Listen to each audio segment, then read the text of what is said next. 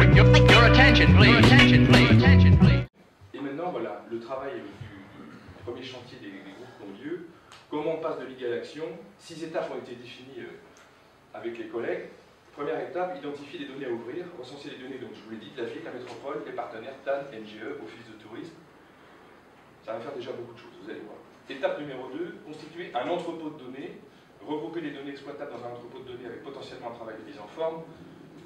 Parfois des données sont déjà quasiment facilement aujourd'hui libérables, mais il y en a d'autres qui vont être plus difficiles, qu'il va falloir retravailler justement pour les mettre à disposition et qu'elles soient véritablement libres, c'est-à-dire accessibles. Ça nécessite un travail qui va être engagé par les collègues concernés. Cataloguer, documenter les données, c'est un travail aussi qui va être très important, on va y revenir tout à l'heure, pour qu'elles soient compréhensibles et réutilisables. Gérer l'accès aux données, c'est contractualiser l'accès aux données par une licence d'usage. Je vous donnerai l'information à la fin sur la licence. Là, on a un gros travail juridique, parce que toutes les questions qui ont été soulevées tout à l'heure sur la traçabilité, nous, on est évidemment hyper attentifs à ça. On ne peut pas être une collectivité publique, aujourd'hui pilotée par des élus au suffrage universel, et ne pas être soucieux du respect de la donnée libérée et de son respect dans le temps. C'est une vraie question pour nous, essentielle. Et c'est pas si simple que ça. Je vous donne un exemple très concret, parce qu'il est récent, et puis c'est un échange qu'on a avec les collègues du secteur de la mobilité des déplacements. Vous savez bien que c'est une question sur laquelle à Nantes on souhaite voir du service rendu le plus efficace possible. Lorsqu'on sait que tous les ans, par exemple, les horaires de transport en commun changent au 31 août par là, en général juste avant la rentrée scolaire, eh ben, on a vu déjà des jeunes nantais aller absorber, aspirer les données pour créer des applications plutôt franchement bien faites. Et en même temps, quelle est la validité et la qualité d'une information de ce niveau-là si au 31 août elle tombe? C'est quoi le renouvellement? Comment on garantit ça? On a des vraies questions à se poser, et puis évidemment sur le respect de la donnée libérée. Je vois le débat tout à l'heure qui a été posé par le collègue Denis sur la question de l'eau, par exemple. Je vais répondre après sur la question du budget. Mais sur la question de l'eau, ce que je veux dire, c'est que c'est pas si simple que ça.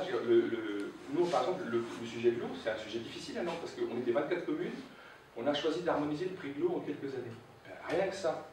Le travail que ça nécessite sur des données à libérer, efficaces, etc., ce n'est pas si simple que ça. Mais voilà, un beau sujet malgré tout, j'en conviens, sur le prix de l'eau, qui est un sujet majeur et public.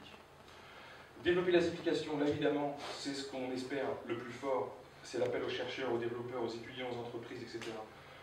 Parce que ça ne sert à rien de nous libérer les données, très bien, mais après, qu'est-ce qu'on en fait? Et enfin, l'utilisation des applications par le public, on va vous présenter ici à la fin, qu'est-ce qu'on entend mettre en place pour que ça marche. 6 chantiers qui ont été ouverts.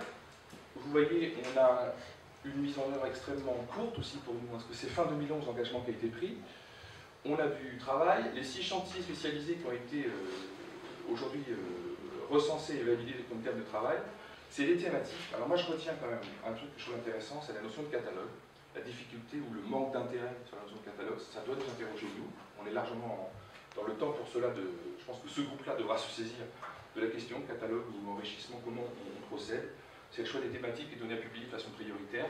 Alors, franchement, on va être pragmatique et efficace. C'est l'accord qu'on a ensemble avec Liberty de façon prioritaire, c'est-à-dire que fin 2011, ne croyez pas que l'ensemble des données nantaises métropolitaines seront rendues accessibles, parce qu'on n'en a pas les moyens, y compris en termes de mobilisation humaine et technique.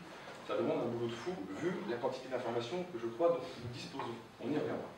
Sur la licence, ça c'est un groupe qui travaille en ce moment sur le choix de la type de la licence cadre dans le modèle de diffusion. Il y a un groupe promotion sur le concours d'applications innovantes, l'accompagnement en communication. Ça veut dire que oui, aujourd'hui je peux vous le dire, c'est validé, ça a été annoncé une première fois. Je vois Simon qui est là, c'est à cause ou grâce à Simon que ça a été officiellement annoncé par le président de Nantes Métropole et le maire de Nantes il n'y a pas si longtemps que ça. Donc il y aura bien un appel à projet sur la façon dont on va le mettre en scène. Il y a un vrai travail imaginé, mais ça on va travailler ensemble là-dessus.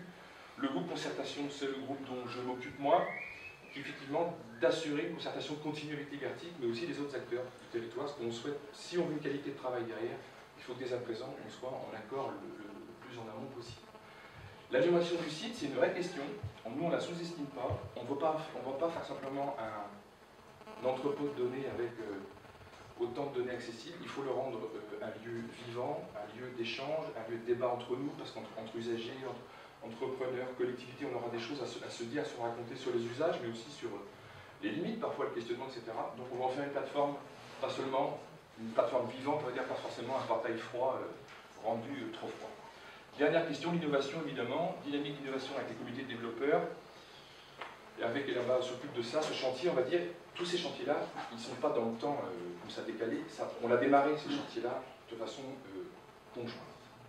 Calendrier tendu mais tenu, ça, je dis ça pour mes collègues pour leur rappeler juste que l'engagement, il faut qu'on essaye de le tenir quand même, mais on est bien parti pour. On a eu une réunion de travail avec les Vertiques cette semaine où on s'est un petit peu compris sur cette question-là, mais on voit bien, ça c'est juste pour vous montrer, hein, c'est notre travail plus interne. On ne perd pas de temps sur le projet informatique et les appels d'offres qu'on a lancés. En même temps qu'on cadre aujourd'hui politiquement les choses, on travaille techniquement sur la suite pour respecter le timing. On s'arrête à juin, parce que nous, pour nous, fin juin, c'est la fin du travail, à la fois l'articulation entre les décisions politiques et ce qu'on va véritablement pouvoir faire